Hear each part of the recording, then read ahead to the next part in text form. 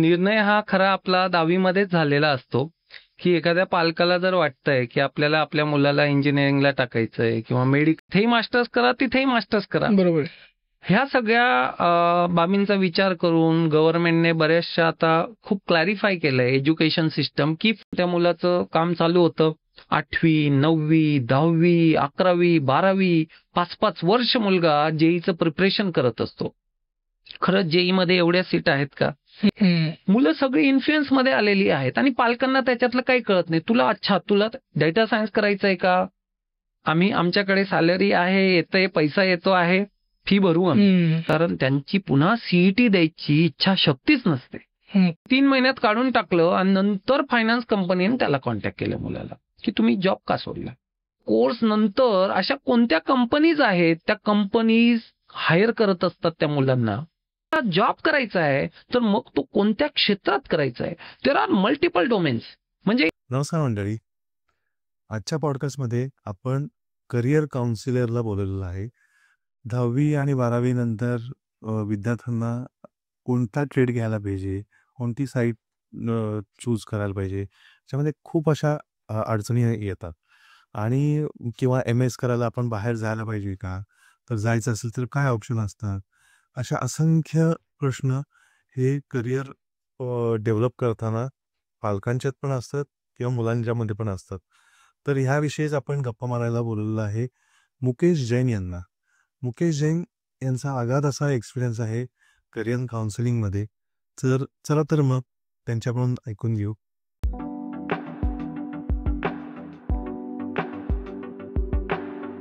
कसे आहात मंडळी? गोलगप्पामध्ये आपलं स्वागत आहे. तर आज आहे आपल्यासोबत मुकेश जैन सर. नमस्कार. तर त्यांच्याबद्दलच्या गप्पा आपण अशा करणार आहोत की एखादा मुलगा आहे, त्याचं नुकतीच 12वी पास झालाय आणि त्याला समजत नाही की नेमकं काय करायचं पुढे. बरोबर. तर सर, आपण तुमच्याकडनं जाणून घेऊ की त्याने काय केलं पाहिजे. 12वी म्हणजे आज IT असो या नॉन IT असो, तर नेमकं कशा प्रकारे त्याने बघितलं पाहिजे. एक्झॅक्टली. जनरली आपण 12वी बद्दल बोलायला सुरुवात करतोय, पण 12वीच्या आधी आपण 10वी बरोबर म्हणजे 10वीच्या विषयानंतर पुढे गेलं पाहिजे. नेमकं घडतं असं की 10वीला आपल्याला निर्णय घ्यायचा असतो की आर्ट्सला चूज करायचंय, कॉमर्सला जायचंय की सायन्सला जायचंय. तर निर्णय हा खरा आपला 10वी मध्येच झालेला असतो, की एखाद्या पालकाला जर वाटतंय की आपल्याला आपल्या मुलाला इंजिनिअरिंगला टाकायचंय किंवा मेडिकलला टाकायचंय, कदाचित एखाद्याचा विचार असतो की CA बनायचं, CS बनायचं, तर त्या दृष्टिकोनातून निर्णय घेतात. आणि समजा 10वी नंतर समजा CA व्हायचं असेल तर आपण कॉमर्स क्षेत्र निवडतो. आजकाल गव्हर्नमेंट जॉबचं सुद्धा खूप अट्रॅक्शन आहे. बरोबर. आणि या अट्रॅक्शनमुळे जनरली आर्ट्स फील्डकडे सुद्धा म्हणजे एक वलय आहे ते, की समजा UPSC MPSC क्रॅक करायची असेल तर आर्ट्स घ्या. आणि याच्यात विचारधारा अशी आहे की आर्ट्स घेतल्यानंतर असं एकदम रेग्युलर कॉलेज करायचंच असं काही नसतं. तर आता सगळ्यात महत्वाचं असं झालंय की आजकाल बराचसा जो क्राऊड आहे किंवा स्टुडंट्स आहेत, पॅरेंट्स आहेत, एक वेगवेगळे शब्द यांच्या कानावर ऐकायला पडतात. आर्टिफिशियल इंटेलिजन्स आहे, ब्लॉकचेन टेक्नॉलॉजी आहे, आणि साहजिक आहे की नवीन नवीन शब्द ऐकायला मिळतात. त्यांच्याबद्दल कळायला लागतं की नाही, या क्षेत्रामध्ये पुढचं जे युग आहे, या क्षेत्रामध्येच मुलं चांगली प्रगती करतील. आणि त्यामुळे नॉन IT फील्ड म्हणजे म्हणायचं झालं तर BA करणारा मुलगा असेल किंवा BCom करणारा मुलगा असेल, त्यालाही आजकाल असं वाटतं की आपल्यालाही काही संधी मिळू शकतील का आणि आपण IT क्षेत्राकडे वळू शकतो का. बरोबर. तर अशा केसमध्ये आजकाल भरपूर अशा संधी आहेत की तुम्ही अगदी BA जरी ऑप्ट केलं किंवा आर्ट्स जरी घेतलं आणि नंतर तुम्हाला असं वाटलं की नाही, आपल्याला IT क्षेत्राकडे वळायचं आहे, तर असे बरेचसे पर्याय उपलब्ध आहेत. आणि गव्हर्नमेंट सुद्धा त्याला डायरेक्टली इनडायरेक्टली सपोर्ट करते. फॉर एक्झाम्पल 2020ला NEP पॅटर्न म्हणजे न्यू एज्युकेशन पॉलिसी लॉन्च झाली आणि या पॉलिसीच्या अंतर्गत मुलांकडे स्वातंत्र्य आलंय की नेमकं त्यांना कशा पद्धतीने कोणते सब्जेक्ट्स निवडायचे आहेत. म्हणजे एक युनिव्हर्सिटी बास्केट तुम्हाला देते आणि त्या बास्केटमधून तुम्ही तुमच्या चॉईसचे सब्जेक्ट निवडू शकता. आजकाल BA असेल, BCom असेल, बऱ्याचशा पालकांना अजूनही कल्पना नाही की हा कोर्स आता 3 वर्षाचा नाही तर 4 वर्षाचा झालेला आहे. बापरे, म्हणजे मला सुद्धा माहित नव्हतं. येस. इंजिनिअरिंग जे आहे फक्त इंजिनिअरिंगच 4 वर्षाचं असतं असं जनरली समज असतो. आजही मी बरेचसे काउन्सिलिंगसाठी जेव्हा माझ्याकडे पॅरेंट्स येतात, मुलं येतात, त्यांनाही याची आयडिया नसते की आपण ज्या कोर्ससाठी प्रवेश घेतलाय तो आता 4 वर्षाचा आहे. याच्यात आता नेमकं असं झालंय की पहिलं वर्ष समजा तुम्ही कंप्लीट केलं आणि तुम्हाला वाटलं की आता मला एज्युकेशन कंटिन्यू करायचं नाहीये, म्हणजे 12वी नंतर समजा तुम्ही BA BCom ला कशाला ऍडमिशन घेतलं आणि पहिल्या वर्षानंतर तुम्हाला वाटलं की आता मला कंटिन्यू करायचं नाही, तर तुम्ही BA फेल आहात असा शिक्का नाही मिळत. ओके. तुम्हाला कॉलेज, युनिव्हर्सिटी सर्टिफिकेट देते की तुम्ही 1 वर्षाचा सर्टिफिकेट कोर्स कंप्लीट केलाय. वा. समजा तुम्ही BA BCom BSc कशालाही प्रवेश घेतला, 2 वर्ष शिक्षण घेतलं, आता वाटलं आता कंटिन्यू नाही करायचं, तुम्हाला डिप्लोमा अवॉर्ड केला जातो. 3 वर्ष तुम्ही कंप्लीट केले, तुम्हाला डिग्री मिळते. 4 वर्ष कंप्लीट केलं, ऑनर्स डिग्री मिळते. बऱ्याचशा ज्या बाहेरच्या युनिव्हर्सिटीज आहेत, फॉरेन युनिव्हर्सिटीज, USAचं बोलायचं झाल्यास USA मध्ये जनरली 12+4 ची कॉन्सेप्ट आहे आधीपासून. आणि आपली मुलं समजा एखाद्या मुलाने BCA कोर्स केला, BSc कॉम्प्युटर सायन्स कोर्स केला, 3 वर्षाचेच होते आधी. या मुलांना खूप अडचणी यायच्या की बरोबर. बाहेर जर समजा आपल्याला जायचंय तर 12+3 मध्ये त्यांचं काही व्हायचं नाही. त्या केसमध्ये मग पोस्ट ग्रॅज्युएशन करा, इथे MCS करा, MCA करा आणि त्यानंतर मग बाहेर अपॉर्च्युनिटी मिळायची. म्हणजे मग इथेही मास्टर्स करा, तिथेही मास्टर्स करा. बरोबर. ह्या सगळ्या बाबींचा विचार करून गव्हर्नमेंटने बऱ्याचशा आता खूप क्लॅरिफाय केलंय एज्युकेशन सिस्टम की फेल असा शिक्का मुलांवर नको लावा.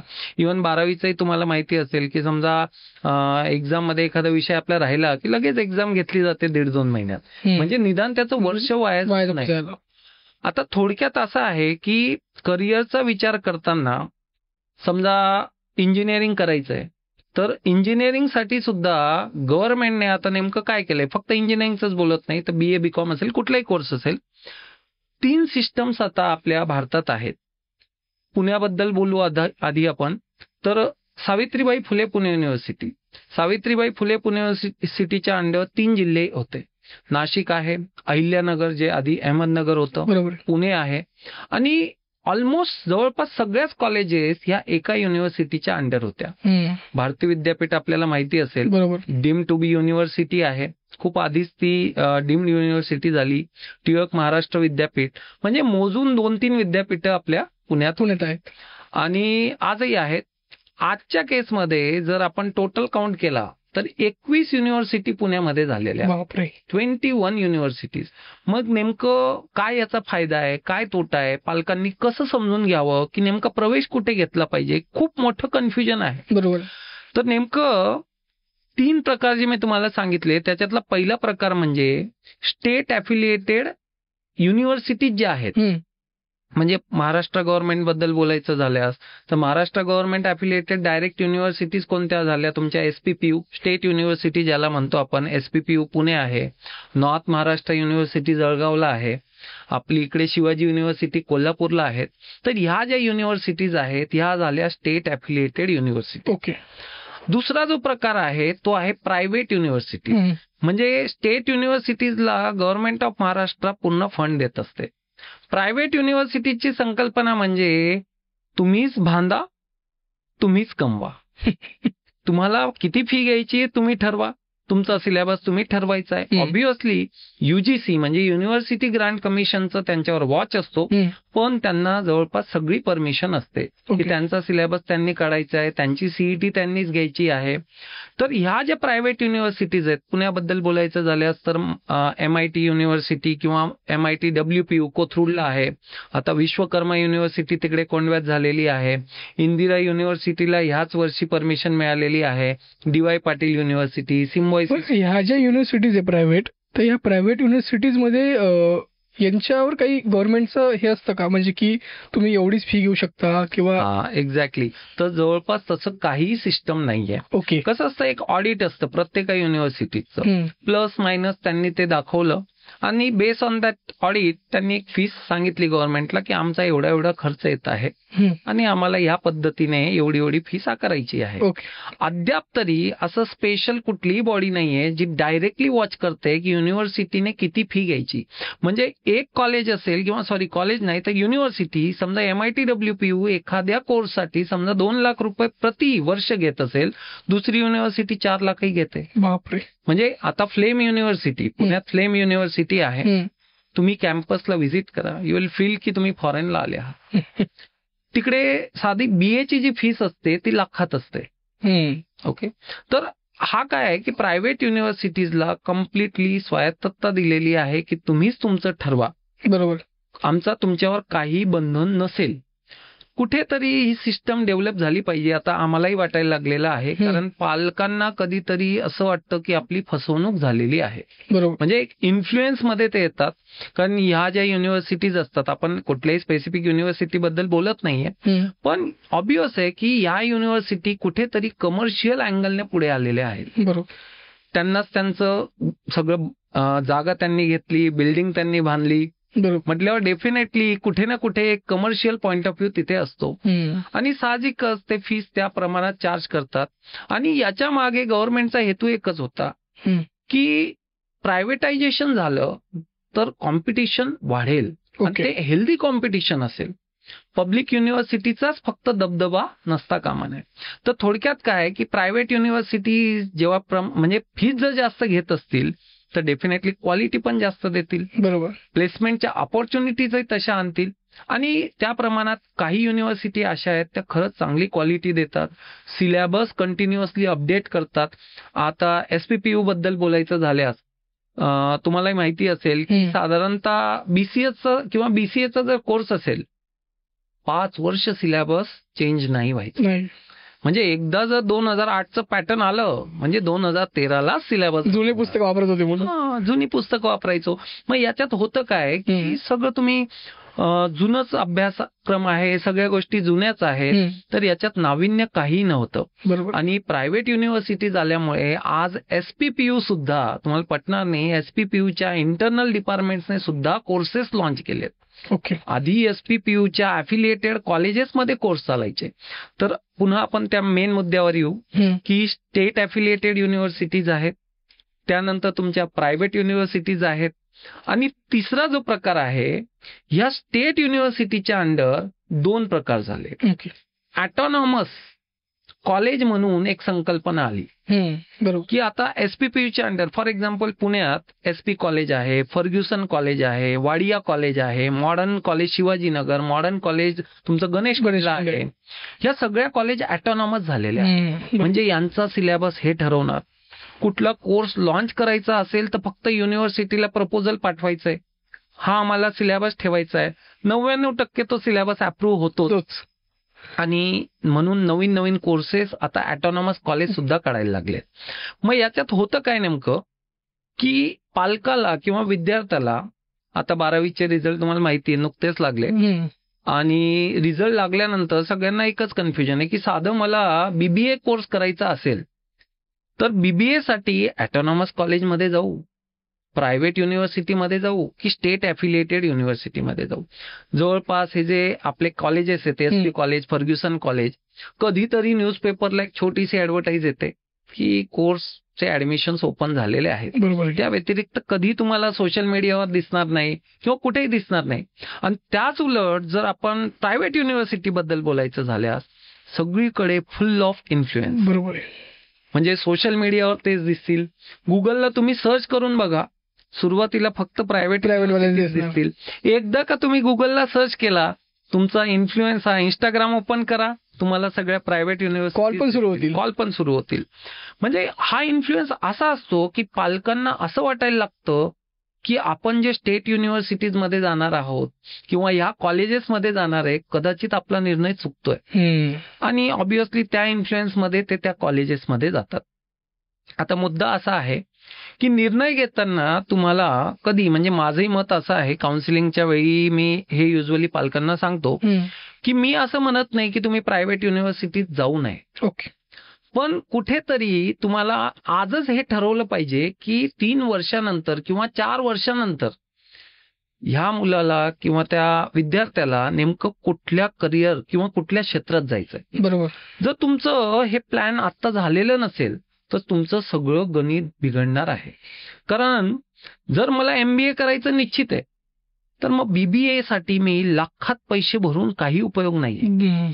MBA तुम्ही कुठून करणार आहात ते खूप महत्वाचं असणार आहे. बरोबर. आणि MBA साठी काय लागते तर CET लागते. CET ठरवणार की तुमचं MBAचं कॉलेज कोणतं असणार आहे.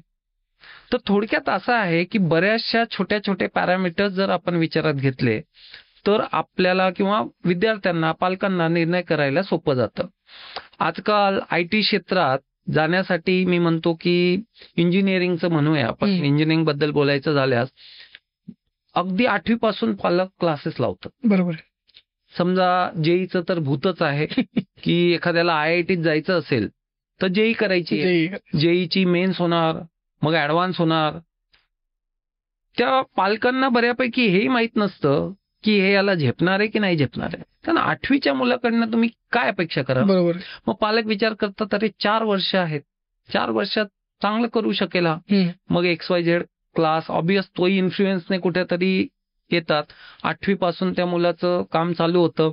8वी, 9वी, 10वी, 11वी, 12वी 5-5 वर्ष मुलगा जेईचं प्रिपरेशन करत असतो.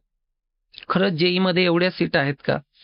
जर आपण IIT बद्दल बोलायचं झाल्यास जवळपास आपण म्हणतो की समजा 5 लाख मुलं परीक्षा देत असतील तर सीट फक्त तिथे 50,000 आहेत. बरोबर. म्हणजे इनफॅक्ट 15-20 लाख मुलं प्रिपेअर करतात पण सीट ज्या आहेत त्या अगदी नगण्य आहेत. तर ऑब्विसली हा जो क्राऊड आहे मग कुठे जाणार. बरोबर. मग हा क्राऊड काय करतो की चला आता नाही काय मिळत आहे BCA करून टाकू, BSc कॉम्प्युटर सायन्स करून टाकू. आणि ज्या मुलाला इंजिनिअरिंगला जायचं असतं ना, तुम्ही कोणाकडनंही सल्ला घेतला तर सगळे एकच सांगतात की तुम्ही BA करून फायदा नाही, BCom करून फायदा नाही. BSc फिजिक्स मॅथ्स बद्दल तर कोणी बोलतच नाही. बॉटनी, झूलॉजी याचं तर नावच राहिलं नाहीये. आता बायोटेक्नॉलॉजीकडे मुलं जातात. बरोबर. किंवा कॉम्प्युटर सायन्स. तुम्हाला पटणार नाही, या वर्षी SPPU पुणेने BSc मध्ये बघा किती व्हरायटी काढली आहे. BSc cyber security course launch केला, BSc computer science course launch केला, BSc information technology course launch केला, BSc AI अँड ML म्हणून कोर्स लॉन्च केला.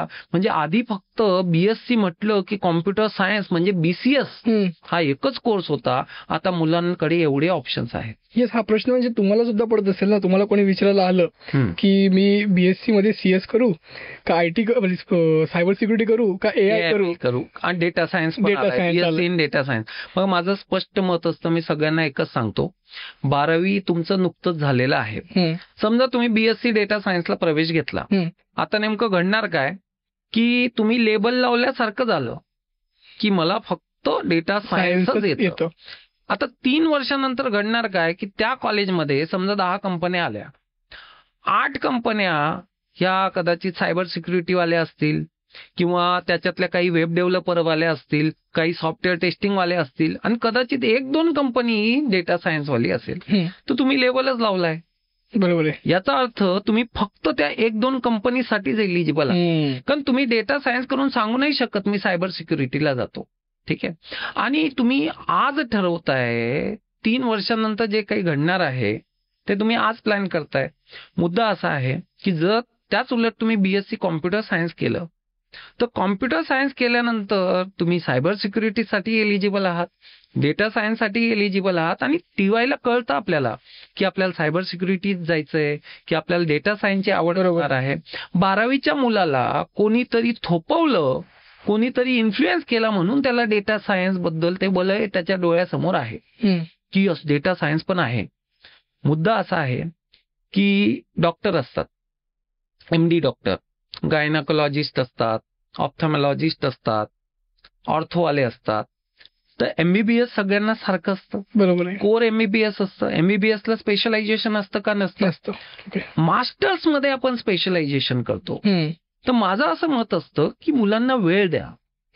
मुलं सगळी इन्फ्लुएन्स मध्ये आलेली आहेत आणि पालकांना त्याच्यातलं काही कळत नाही. तुला डेटा सायन्स करायचं आहे का, आमच्याकडे सॅलरी आहे, येतंय, पैसा येतो आहे, फी भरू आम्ही. पण त्याच्यात एवढा वेळ इन्व्हॉल्व्ह व्हायला पालकांकडे वेळ नाही.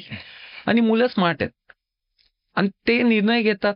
आणि नंतर कळतं की अरे बापरे, आपल्याला डेटा सायन्स पेक्षा सायबर सिक्युरिटीकडे जास्त ऑपॉर्च्युनिटीज होत्या.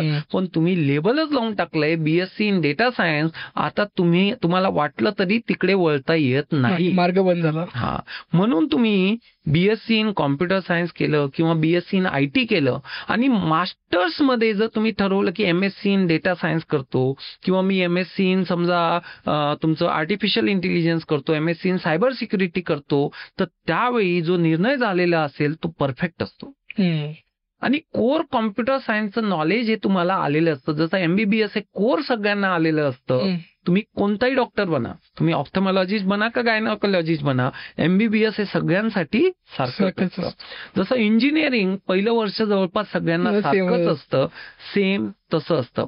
आता इथूनही पुढे नेमकं घडतं काय की बरेचसे पालक जे आहेत त्यांना म्हणजे कन्फ्यूज असतात.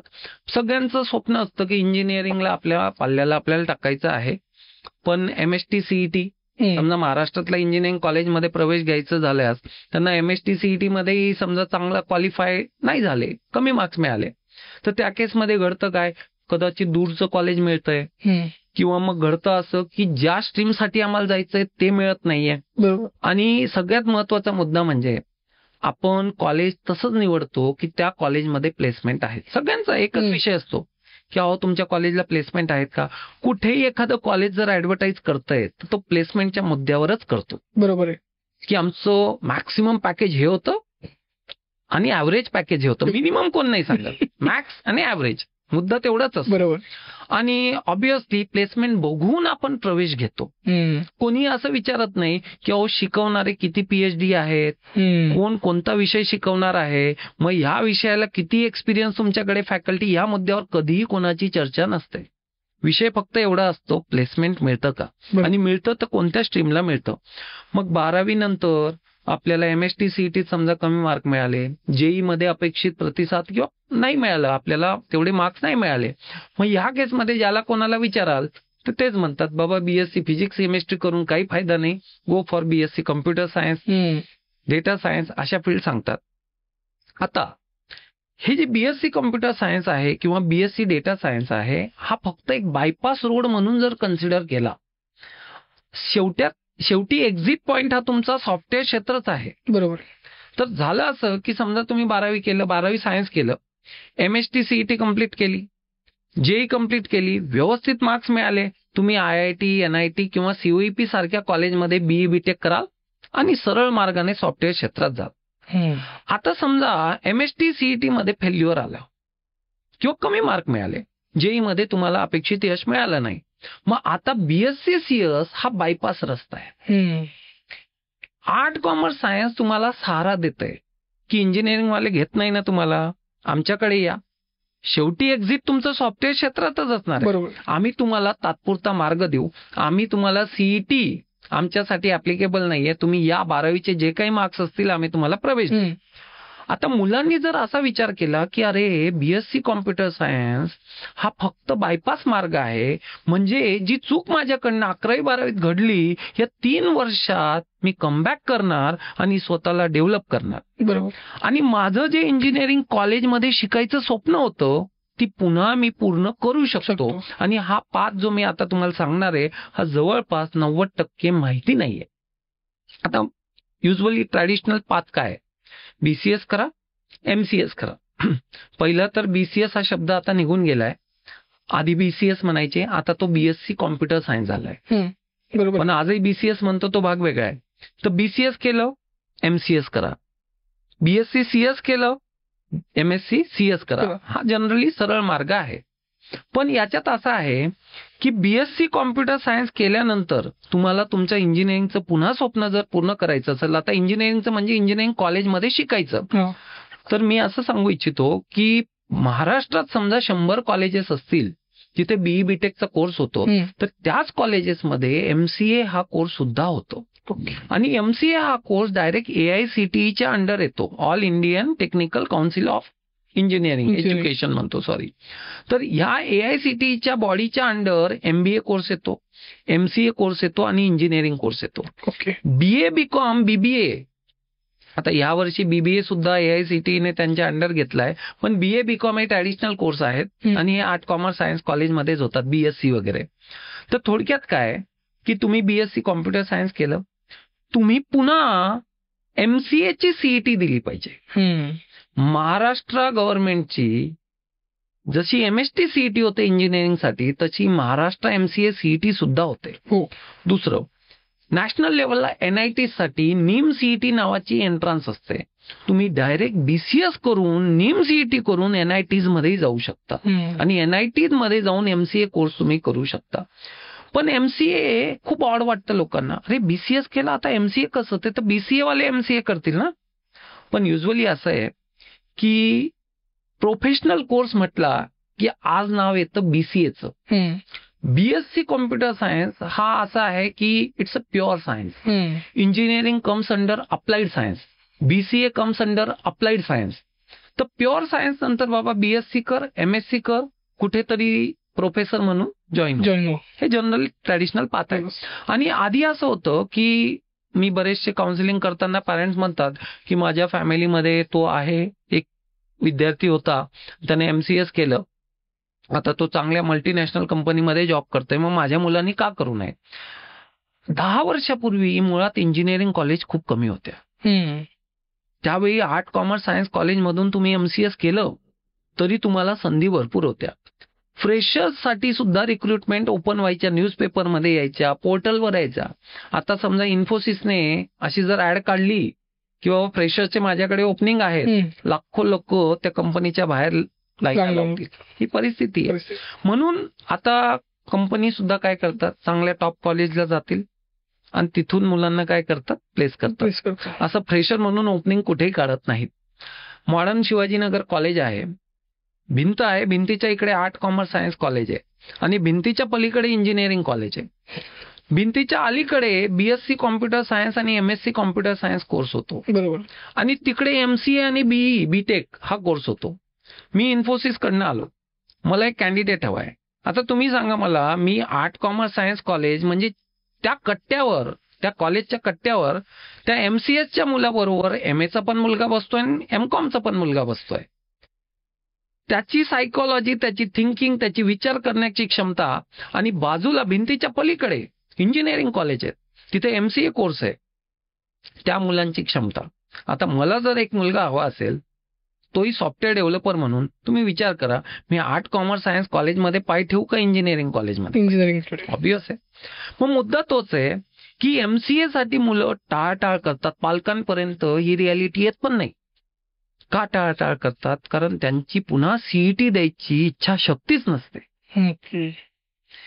इंजिनिअरिंग कॉलेज एकच डिमांड करतं, आप मॅथमॅटिक्स आपको आ रहा है प्रूव्ह करो आणि तुम्ही एंट्री घ्या. आणि त्या CET मध्ये मॅथ्स असतं, ऍप्टिट्यूड असतं, रिझनिंग असतं आणि मुलांना खूप नॉर्मल पाथ हवा असतो. BSc करा, MSc करा, पण याचा कोणी विचार करत नाही की तुमच्या आर्ट कॉमर्स सायन्स कॉलेजमध्ये कोणतीही मल्टीनॅशनल कंपनी येतच नाही. स्टार्टअप वगैरे कोणी आल्या तर येतात. आणि आजकाल मी बऱ्याच ठिकाणी बोर्ड बघतो की कॉलेजने असा मोठा बोर्ड लावलेला असतो की आमच्याकडे TCS कंपनी येते आणि हायरिंग करते. नेमकं घडतं असं की तुम्ही खाली जर प्रोफाईल वाचलं, बॅक ऑफिस म्हणून सगळे प्रोफाईल असतात. बॅक ऑफिस आणि एखादा तिथल्या कॉलेजमधला एखादा प्लेस झाला असेल तर त्याचं काहीतरी चिपकून देतं. हो, मग नेमकं घडतं काय की ह्या सगळ्या विचित्र माहोलमध्ये मुलं, पालक सगळी अडकलेली आहेत.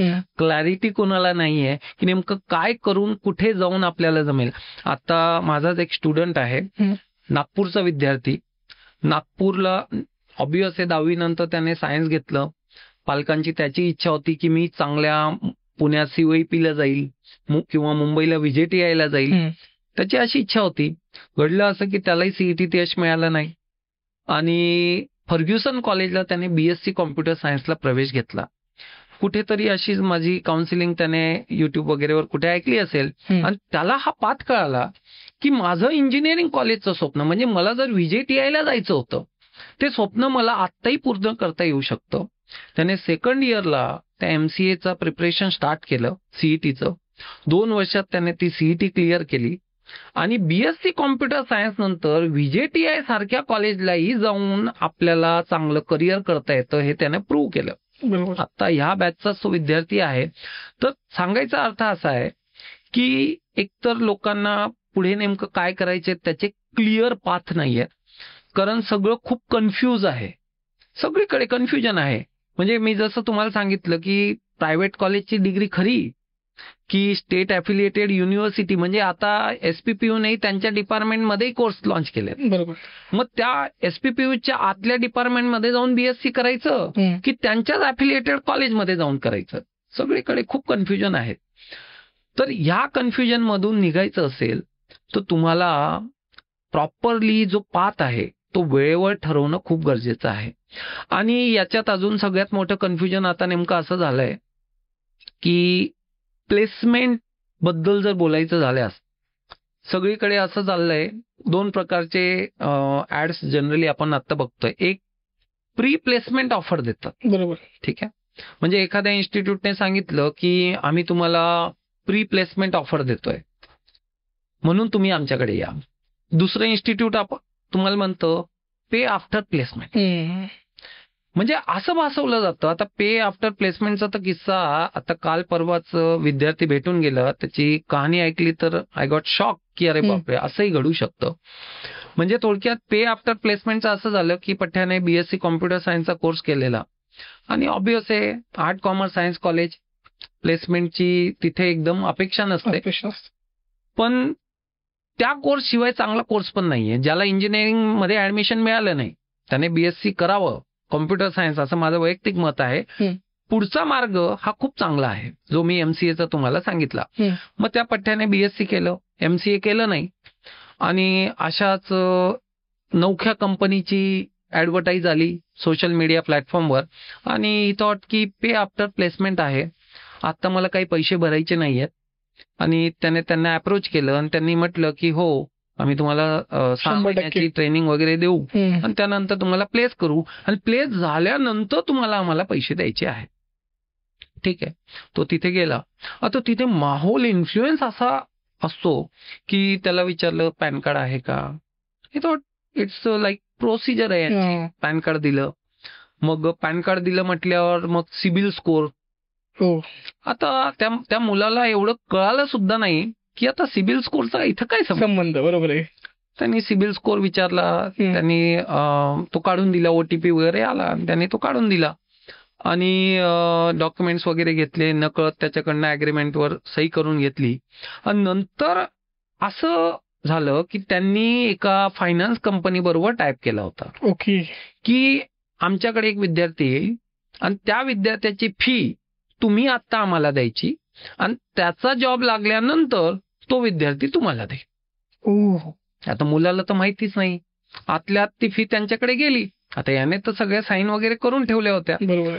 आणि नंतर पुढे जाऊन असं कळालं की 6 महिन्यानंतर ती ट्रेनिंग झाली आणि त्या कंपनीने त्या मुलाला सांगितलं की ह्या 4 ठिकाणी इंटरव्ह्यू आहेत आणि तू जाऊन दे आणि तुला तिथे जॉब मिळेल. आणि त्या कंपन्या त्यांच्याच होत्या थोडक्यात. तर तो मुलगा गेला, एक 3 महिने त्याला स्टायपेंड सारखा पगार देण्यात आला, 5-5 हजार रुपये समजा. त्याने भरले लाख रुपये होते समजा, पण 5 भरले नव्हते, पण फायनान्स कंपनीने ते दिले होते थोडक्यात. तर 5-5 हजार असं त्याला दिलं आणि 3 महिन्यानंतर त्याला सांगितलं की तुझा परफॉर्मन्स चांगला नाहीये. त्यांनी त्या लाख रुपयातनंच 15,000 त्याला दिले होते थोडक्यात. तुझा परफॉर्मन्स चांगला नाहीये म्हणून तुला काढावं लागेल. आणि त्या मुलाला सांगितलं होतं की ते जे 5-5 हजार रुपये मिळाले होते 3 महिन्यात त्याचाही काही पार्ट तुला आम्हाला द्यायचा आहे, कारण आपलं ठरलं होतं की प्लेसमेंट नंतर तुला आम्हाला द्यायचे पहिले 3 महिन्याची सॅलरी. आणि ती सॅलरी ती त्या कंपनीला जात होती, थोडक्यात हप्ते जात होते. आणि 3 महिन्यात काढून टाकलं आणि नंतर फायनान्स कंपनीने त्याला कॉन्टॅक्ट केलं मुलाला की तुम्ही जॉब का सोडला, किंवा आता तुम्ही असं लोन घेतलं होतं, नाव स्टार्ट पेइंग इन्स्टॉलमेंट्स. आणि त्या मुलाला खूप मोठा धक्का बसला. आज तो मुलगा बऱ्याच म्हणजे डिप्रेशन मध्ये, थोडक्यात त्याला कळत नाहीये, सुचत नाहीये. अहो, गाव खेड्यातील मुलं, शेतकऱ्याची मुलं यांची सहजरित्या फसवणूक होते. बरोबर. आपण पुण्यात बसलोय, मुंबई सारखे शहर आपल्या जवळ आहे म्हणून पुण्यातल्या मुलांचीही फसवणूक होऊ शकते, तर गावखेड्यातली मुलं, शेतकऱ्यातली मुलं, सहज त्यांना काही माहिती नाहीये, म्हणजे अगदी सहजरित्या. आणि आयटी क्षेत्राचं वलय असं आहे ना, ते आता सगळीकडे, गाव असेल, खेड असेल, शेतकरी असेल, सगळ्यांकडे स्मार्टफोन आहेत, सगळ्यांना इंस्टाग्राम आहे, सगळ्यांना सोशल मीडिया आहे, सगळीकडे सगळं आहे, युट्यूब बरोबर. आहे. आणि यामुळे त्यांनाही साहजिक वाटतं की आपलीही मुलं अशा शहरात जावी, त्यांनी चांगल्या ठिकाणी नोकरी करावी, निदान आपल्या कुटुंबाची पार्श्वभूमी बदलेल, येणारी पिढी बदलेल. आणि या विचाराने ती मुलं अशा कंपन्यांवर भरोसा ठेवतात. आणि कुठून तरी मराठवाड्यातनं, विदर्भातनं, आता काय असतं की विदर्भ म्हणा, मराठवाडा म्हणा, तिकडच्या कॉलेजमध्ये त्यांनी BCA केलेलं असतं, BSc कॉम्प्युटर सायन्स केलेलं असतं. अहो, पुण्यात आपण अपेक्षा करत नाही की या कॉलेजमध्ये मल्टीनॅशनल कंपनीज येऊन प्लेस होतील. तिकडे तर गंधही नाही. बरोबर. प्लेसमेंट हे नाव नसतं की प्रवेश मिळतोय, डिग्री मिळणार आहे, सगळं योग्य आहे, 3 वर्ष आपली झाली की आपण पुण्याला जाऊ आणि आपण आपला कोर्स कुठेतरी कंप्लीट करू, आपल्याला प्लेसमेंट मिळेल. आणि ही लोक नेमकं तशा मुलांना टार्गेट करतात. ती मुलं पुण्यात येतात, किंवा असं भासवलं जातं की ही कंपनी आहे आणि इथे इथे प्लेसमेंट आहेत, वॉक इन आहेत, ती मुलं त्या ठिकाणी येतात आणि नंतर कळतं की ती कन्सल्टन्सी आहे म्हणून. बरोबर आहे. मग तिथे 2,000 द्या, 5,000 द्या. मग त्या मुलांना तेही कळत नाही की कन्सल्टन्सी प्रकार काय. त्यांना एवढंच कळतं की बाबा आता मला जॉब मिळणार आहे, सगळं आनंदी आनंदगडे. पण नंतर कळतं की अरे बापरे, आपली फसवणूक झाली, बरोबर. ही कन्सल्टन्सी होती. आणि त्यानंतर मग कळायला लागतं की जर आपल्याला प्लेसमेंट हवं असेल तर आपल्याला हा कोर्स करावा लागेल, तो कोर्स करावा लागेल. त्यांना त्याच्यातली काही आयडिया नसते. जो सांगेल तो कोर्स करायचा. माझ्या मित्राने तो कोर्स केला म्हणून मी तो करतो, आणि त्याला जॉब मिळाला म्हणून तो करतो. कधीही असा विचार करत नाही की त्याची कपॅसिटी आपली आहे का. माझं वैयक्तिक मत असं आहे, आता मी 18 वर्ष गेल्या ह्या एज्युकेशनल फील्डमध्ये आहे, माझं वैयक्तिक मत असं आहे, कुठेही कुठलाही कोर्स करण्याआधी त्या कोर्सची कमीत कमी एक 10-20% नॉलेज हे स्वतः तुम्हाला असलं पाहिजे की त्या कोर्सचे कॉन्टेंट काय असणार आहे. त्या कोर्स नंतर अशा कोणत्या कंपनीज आहेत, त्या कंपनीज हायर करत असतात त्या मुलांना. खूप फ्री रिसोर्सेस आहेत. आज युट्यूबवर असं काही नाही जे मिळत नाही. म्हणजे सगळं मिळतं, चांगलंही मिळतंय, वाईटही मिळतंय. शेवटी ती शोधणाऱ्याची नजर आहे, कशा पद्धतीने ते शोधायचंय. तर मुद्दा साधा आहे की कुठलाही कोर्स किंवा कुठलाही नवीन काहीतरी करताना निदान 10-20% त्या क्षेत्रातलं स्वतः नॉलेज घ्या. घाई करू नका की लगेचच मला कोर्स जॉईन करायचा आहे. 1-2 महिने त्या क्षेत्रात द्या. जर त्या क्षेत्रात मन लागत असेल, त्या क्षेत्रातल्या नवनवीन टर्मिनॉलॉजी तुम्हाला कळायला लागल्या, याचा अर्थ त्या क्षेत्रात तुम्ही पाऊल ठेवू शकता. बरोबर. बघा, शेतकरी कुटुंब किंवा गरीब कुटुंब किंवा आजकाल मिडल क्लासही काय गरीबपेक्षा कमी नाहीये. बरोबर. तर अरे एका कोर्सची 50,000 फी असते, एकदा भरतील. आणि समजा मी पाऊल टाकलं त्या कोर्समध्ये आणि नंतर कळालं मला जमत नाहीये पप्पा, माझ्याकडनं होत नाहीये ते, पुन्हा ते नवीन कोर्ससाठी 50,000 भरतील का. म्हणून पाऊल टाकताना मुलांनी एक लक्षात ठेवणं गरजेचं आहे की थोडं नॉलेज आधी घ्या. बरोबर. जर त्याच्यात इंटरेस्ट येत असेल तर पाऊल पुढे टाका. आणि जॉब शोधणं ही कला आहे, इट्स आर्ट. ते प्रत्येकाला जमेल असं म्हणत नाही. म्हणजे मी बघतो की काही मुलांचं असं आहे की अगदी 3rd इयरची सुरुवात झाली आणि मला जॉब मिळाला, मला इंटर्नशिप मिळाली. त्याच्या मागे त्याचे खूप वेगळ्या पद्धतीने प्रयत्न असतात. सोशल मीडिया जेवढं चांगलं आहे तेवढं वाईट सुद्धा आहे. बरोबर. सोशल मीडियावर आपण कशा पद्धतीने आपली छाप पाडायची आहे, म्हणजे थोडक्यात म्हणतो जो दिखताय वो बिकताय, ते खूप महत्वाचं आहे. लिंक्डइन असेल, त्याचं प्रोफाईल तेवढ्या पद्धतीने म्हणजे चांगल्या पद्धतीने तुम्ही ऑप्टिमाइज करणं गरजेचं आहे. 3rd इयरला गेल्यानंतर किंवा 4थ्या वर्षाला मुलांना कळतं की आता आपल्याला जॉब करायचा आहे, म्हणून त्याची गरज आहे लिंक्डइनवर अकाउंट ओपन करणं. मग 4th इयरमध्ये 3rd इयरमध्ये ते अकाउंट ओपन करतात आणि 3 वर्षापूर्वी जे सर्टिफिकेट मिळालं होतं ते आज टाकतात. बरोबर. म्हणजे हिस्ट्री काय दिसते तुमची. कंपनीलाही कळतंय की आता याला जॉब पाहिजे, म्हणजे याने मजा केली 3 वर्ष. म्हणजे थोडक्यात असं आहे की तुम्हाला जर तुमचं ठरलंय की आयटी क्षेत्रात आता मला जायचंय, तर तुम्हाला पहिल्या वर्षापासून तुमचं प्रोफाईल बिल्डिंग त्या पद्धतीने केलं पाहिजे. मी फक्त आयटी क्षेत्रात म्हणत नाही, कोणतंही क्षेत्र असो, बरोबर आहे. मेकॅनिकल असो, इलेक्ट्रिकल असो, इलेक्ट्रॉनिक्स तुमचा असो, आरसा आहे तो एक. आरसा आहे. तुम्ही काय करत आहात, समजा छोटा प्रोजेक्ट केला ना, टाका ना टाका. तुम्ही. आणि आजकाल चॅट जीपीटीचं अस्त्र असं आहे, त्याचा सुंदर जर वापर केला तर कळणार नाही कोणाला की आप में क्या है. बरोबर आहे. त्या पद्धतीने तुम्ही ते मांडू शकतात. मग मांडायला हरकत काय, तुम्ही ते मांडा. आणि ते मांडल्यानंतर ऑब्वियस आहे की तुमचं ते प्रोफाईल बिल्ड त्या पद्धतीने होत असतं. आता जनरली फर्स्ट इयरमध्ये समजा बीएससी कॉम्प्युटर सायन्स असेल किंवा बीसी असेल किंवा इंजिनिअरिंग असेल, बीए बीकॉम बद्दल खूप चर्चा नसावी असं मला वाटतं, कारण ते सहज होतात. आजकाल असं झालंय की त्या कोर्सेसला असं म्हणतात की यार 1 नाईट स्टडी करो, दुसरे दिन जाके पेपर दे दो, बीए बीकॉम आपके हात में. आणि बीए बीकॉम सारखे कोर्स बरेचसे आता डिस्टन्स मोड मध्ये सुरू आहेत, म्हणून मुलं इझिली ते करतात. तर मुद्दा जो आहे तो बीसीए किंवा इंजिनिअरिंग किंवा यांचा आहे. आणि मेडिकलचा तर अभ्यासक्रमच वेगळा असतो, त्या मुलांना तर अभ्यास करायचाच आहे. थ्योरी से ज्यादा वहां प्रॅक्टिकल की कला आहे. तर आता इथे नेमकं घडतं काय की पहिल्या वर्षी माझं असं मत आहे की जर तुम्ही एखादा कोर्स निवडला, समजा बीसीए असेल, बीएससी कॉम्प्युटर सायन्स असेल किंवा कुठलाही कोर्स असेल, पहिलं सेमेस्टर जे आहे ना त्या कोर्सला तुम्ही कंट्रोलमध्ये घ्या. की थ्योरी एक्झाम कशी होणार, प्रॅक्टिकल एक्झाम कशी होते, इंटरनल कशी होते, ज्या कॉलेजमध्ये मी प्रवेश घेतलाय माझा निर्णय चुकलाय का, समजा चुकलाय तर आता तो मला बरोबरच करायचा आहे, आता मी मध्ये सोडू शकणार नाही. बरोबर. तर थोडक्यात त्याचा अंदाज घ्या की 24 तासातले 4 तास जर मी दिले या कोर्ससाठी तर माझी डिग्री फर्स्ट क्लास मध्ये चांगल्या पद्धतीने होणार आहे. बरोबर. तर एका सेमेस्टरमध्ये त्याचा अंदाज बांधा आणि दुसऱ्या सेमेस्टरमध्ये विचार करा की या कोर्स नंतर मला पीजी करायचं आहे की या कोर्स नंतर मला जॉब करायचा आहे. जर मला जॉब करायचा आहे तर मग तो कोणत्या क्षेत्रात करायचा आहे. There are multiple domains. म्हणजे आयटी क्षेत्रात बोलायचं झाल्यास सायबर सिक्युरिटी आहे, ब्लॉकचेन टेक्नॉलॉजी आहे, आयओटी आहे, डेटा सायन्समध्ये डेटा सायन्स तरी अम्ब्रेला सारखं आहे, डेटा अनालिटिक्स आहे, एआय एमएल त्याच्यामध्ये आहे, अगदी डिजिटल मार्केटिंग सुद्धा आहे. म्हणजे प्रोग्रामिंग आलं तरी उत्तम, नाही आलं तरी उत्तम आहे. आयटी क्षेत्र सगळ्यांना पंचपक्वानच वाटतं. बरोबर.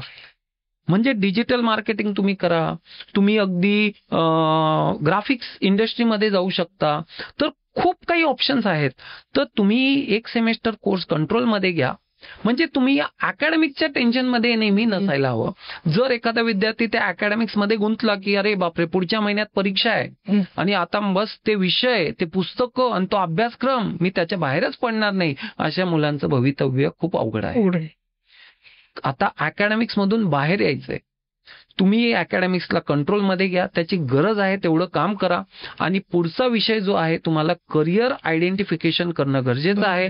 समजा तुम्हाला सायबर सिक्युरिटीत इंटरेस्ट आहे ना, तर हे बघा की 3-4 वर्षानंतर जर मला जॉब करायचा आहे तर त्या क्षेत्रातल्या टॉप कंपनीज कोणत्या आहेत. बरोबर आहे. मग त्या कंपनीज ह्या कोणत्या मंथमध्ये कोणत्या प्रोफाईलसाठी रिक्रुटमेंट आउट करतात. आणि समजा रिक्रुटमेंट आली तर त्या कोणत्या कॉलेजेसमध्ये जातात आणि कोणत्या मुलांना, म्हणजे कोणत्या स्किल सेटवाल्या मुलांना हायर करतात. लिंक्डइनवर हे सगळं तुम्हाला दिसतंय. हे एआय मुळे पण अनालिसिस करणं सोपं झालंय, खूप सोपं झालंय. मग जर तुम्ही बघा, मला जर मर्सिडीज घ्यायची असेल ना, आज समजा माझ्याकडे पैसा नसेल पण मर्सिडीजची इच्छा असेल तर मला रस्त्यावर रोज 4 मर्सिडीज दिसतात. बरोबर आहे. पण घ्यायची नसेल ना, बाजूला हवा देऊन गेली तरी मर्सिडीजवर माझी नजर नसते, कारण माझी इच्छा नाहीये, मी कधी तो विचारच केला नाही.